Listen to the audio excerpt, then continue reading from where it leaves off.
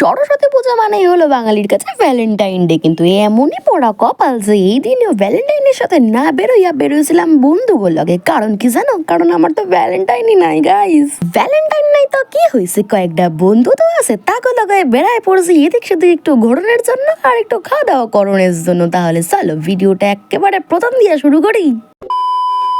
কি কেমন ছিল ভিডিও স্টার্টিং এর ভয়েসটা? একদম অন্যরকম না? আমি অমন করে কথা বলতে পারি।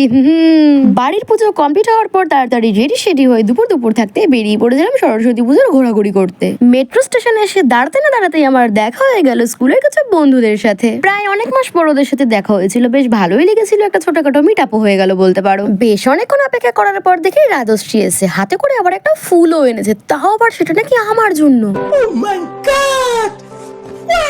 আর তারপরে দিকে পৌশালীর সাথেও দেখা হয়ে গেছিল, কারণ ও ঘুরতে যাচ্ছিল। আমি রাজশ্রীকে মাস্কারা আনতে বলেছিলাম, যতক্ষণ না ওরা টিকিট কেটে আসে ততক্ষণে আমি মাস্কারা পরে নিচ্ছিলাম মেট্রো স্টেশনে, তো আবার এত লোকের মাঝে। তারপর টিকিট কেটে সবাই আসার পর আমরা যাচ্ছিলাম মেট্রো ধরার উদ্দেশ্যে। আজ কেমনই একটা দিন যে বেশিরভাগ মানুষই ঘুরতে বেরোবে, তার মধ্যে বেশি থাকবে আমাদের মতন বয়সের ছেলে মেয়েরা। তাই আজকে গাড়ির জ্যামের থেকে মানুষের জ্যাম বেশি ছিল রাস্তায়। সরস্বতী পুজোর দিন আমরা এই কজন মিলেই বেরিয়েছিলাম, গ্রুপের সবাই মিলে বেরোতে পারিনি, কারণ বাদ বাকি যারা আসেনি তাদের মধ্যে কেউ ব্যস্ত ছিল আর কেউ ছিল আউট অফ স্টেশন। আমি, রাজশ্রী, সুজাতা, শিবম, প্রশান্ত, রাকেশ এই 6 জন মিলেই আমরা এই বছরের সরস্বতী পুজোয় ঘুরতে বেরিয়েছিলাম। আমাদের সবাইকে কেমন লাগছে সেটা কিন্তু কমেন্ট করতে একদমই ভুলো না। আমাদের সবার প্রথম থেকেই প্ল্যান ছিল টালাপ্রত্যয়ের ঠাকুরটা দেখতে যাওয়ার, কিন্তু আমায় যেহেতু একটু তাড়াতাড়ি বাড়ি ফিরতে হতো, কারণ বাড়িতে ফিরে আমাকে যেতে হতো মায়ের সাথে আমাদের পাশের একটা সরস্বতী পুজোর মেলায়। তাই ওখানে গেলে দেরি হবে বলে ওখানে না গিয়ে আমরা চলে এসেছিলাম শোভাবাজারে ঠাকুর দেখতে, কারণ এখানে একটা ঠাকুর খুব ভাইরাল হয়েছিল। শোভাবাজারে নেমে দুটো ঠাকুর দেখতে না দেখতেই ঠিক এই জায়গায় আমাদের মধ্যে বেঁধে গেছিল একটা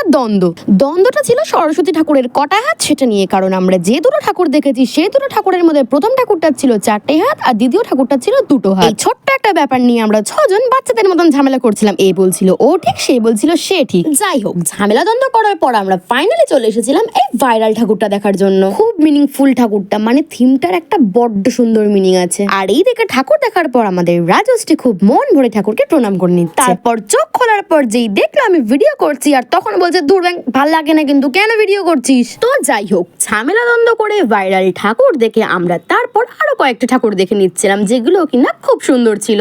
আমরা শোভাবাজারের যেই স্পটটায় গেছিলাম সেই স্পটটার অলিতে গলিতে সরস্বতী পুজো হয়েছিল। যেই গলিতেই যাচ্ছি সেই গলিতেই দেখছি একটা করে সরস্বতী পুজো হচ্ছে। সব ঠাকুর দেখা কমপ্লিট হওয়ার পর আমরা ভাবছি এইবার আমরা ফটো তুলবো নাকি কোথাও খেতে যাব।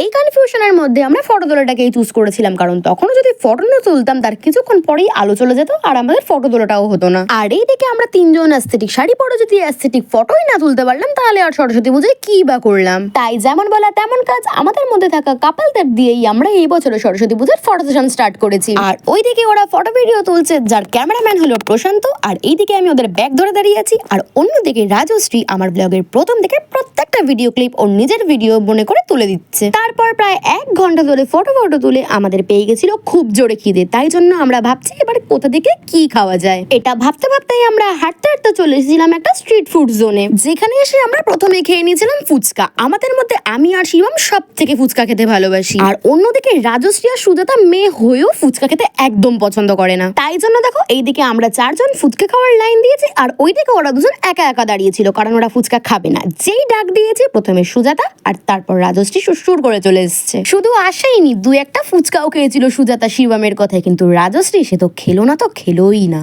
कैसे लोग रहते हैं यार यहाँ पर। তো যাই হোক, ফুচকা খাওয়ার পর এবার আমরা এদিকে ভাবছি এরপর কি খাওয়া যায়, কারণ ফুচকা খেতে আর পেট ভরানো সম্ভব নয়। তারপর দেখলাম স্ট্রিট ফুডের যা দাম, তার সাথে 20-30 টাকা অ্যাড করলে একটা ক্যাফে থেকে ভালো কিছু খাওয়া যাবে। তাই জন্য ঠিক করেছিলাম যে স্ট্রিট ফুড খাবো না, কোনো একটা ক্যাফেতে গিয়েই খাবো, তাহলে অ্যাম্বিয়েন্সটাও পাবো, ভালো করে বসে খেতেও পারবো আর তার সাথে গল্পও করতে পারবো। যেমন বলা তেমন কাজ, চলে গেছিলাম শশীবাবুর ক্যাফেতে, আর ভেতরের অ্যাম্বিয়েন্সটা পুরো অ্যাস্থেটিকে ভরা ছিল। ওখানে ঢুকে বসতে না বসতেই হঠাৎই আমাদের মাথায় স্ট্রাইক করলো কেন না ট্রুথ অ্যান্ড ডেয়ারই খেলা যাক। ভাবনাটা আসার সাথে সাথে আমরা শুরু করে দিয়েছিলাম ট্রুথ অ্যান্ড ডেয়ার খেলতে। আর এদিকে রাজশ্রী কমপ্লিট করছিল ডেয়ার। একটা ডেয়ারি ভিডিওর ক্লিপে দিতে পেরেছি, কারণ ট্রুথ গুলো তো শোনানোর মতন নয়, আর বাকি যে ডেয়ার গুলো ছিল ওইগুলো করা হয়নি, ওগুলো পরে কোনো একদিন করা হবে, সেদিন আমি শেয়ার করব। আর এইদিকে খেলতে খেলতে আমাদের অর্ডার করা খাবারগুলোও চলে এসেছিল। আমি নিয়েছিলাম ভেজ পিৎজা, শিবম নিয়েছিল চিকেন পিৎজা, আর বাদ বাকি 4 জন নিয়েছিল মিক্সড ফ্রাইড রাইস সাথে চিলি চিকেন। প্রত্যেকটা খাবার খাবারের টেস্টে কম বেশি ভালোই ছিল। আর এইদিকে আমি পিৎজার ক্যাপসিকাম গুলো বেছে সুজাতাকে দিচ্ছিলাম, কারণ আমি ক্যাপসিকাম খেতে একদমই পছন্দ করি না, আর ওইদিকে সুজাতা ক্যাপসিকাম খাবার পোকা। তারপর যেহেতু অনেকটা দেরি হয়ে যাচ্ছিল, ঝটপট খাওয়া দাওয়া করে বিল পেমেন্ট করে এদিকে টিকিট কেটে আমরা চলে এসেছিলাম মেট্রো স্টেশনে। এই মোমেন্টে হঠাৎই রাজশ্রীর মা রাজশ্রীকে ফোন করে বলে আজকে রাজশ্রীদের গলিতে সরস্বতী পুজোর খাওয়া দাওয়া ছিল, তাই জন্য আমরা যেন অবশ্যই খাওয়া দাওয়া করতে যাই। এই কথাটা শুনে আমরা খুশিতে এতই ডগমগ হয়ে গেছিলাম যে সেটা বলার বাইরে। আন্টির কথা অনুযায়ী সবাই গড়িয়ায় নেমে কারোর বাড়িতে না গিয়ে ডিরেক্ট চলে গেছিল রাজশ্রীর বাড়িতে, আর আমি এসেছিলাম মায়ের সাথে মেলায় যাব বলে। তোমরা কি ভাবলে আমি রাজশ্রীর বাড়ির ওখানে খাওয়া দাওয়ায় যাবো না? যাবো সব যাবো, কিন্তু তার আগে আমি এসেছি মায়ের সাথে মেলায় ঘুরতে। মায়ের সাথে প্ল্যানটা যেহেতু আগে হয়েছিল সেটা ক্যান্সেল করে আমি কখনোই পরের প্ল্যানে যেতে পারি না, তাই আগে মায়ের সাথে মেলায় ঘুরে তারপর আমি ওদের বাড়িতে যাব খাওয়া দাওয়া করতে।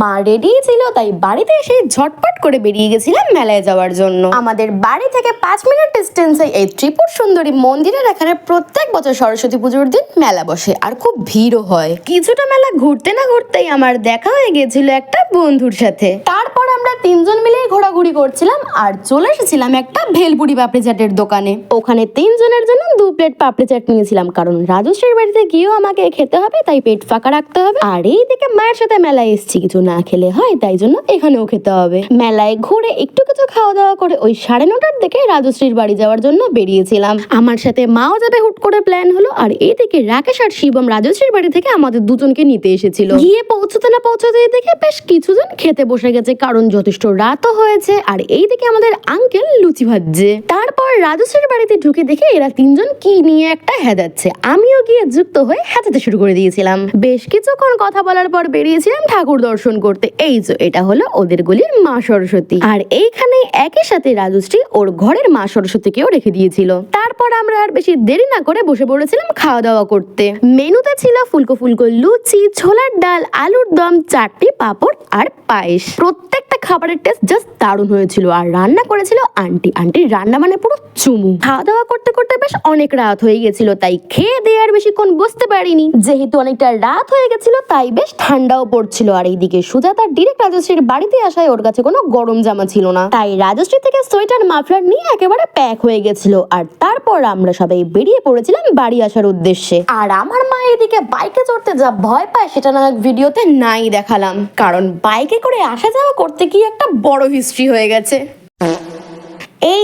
এই ছিল সরস্বতী পুজোর এই বছরের গোটা দিনের একটা ব্লগ। খুব মজা করে খুনসুটি করে ফ্যামিলি ফ্রেন্ডস দুজনের সাথে দিনটা খুব ভালোভাবে কাটালাম। ভিডিও ভালো লাগলে একটা লাইক করে চ্যানেলটাকে প্লিজ সাবস্ক্রাইব করে দিও। আবারও দেখা হবে অন্য কোনো দিন অন্য কোনো ব্লগের সাথে। সবাই খুব ভালো থেকো, সুস্থ থেকো, সবাইকে টাটা, বাই বাই।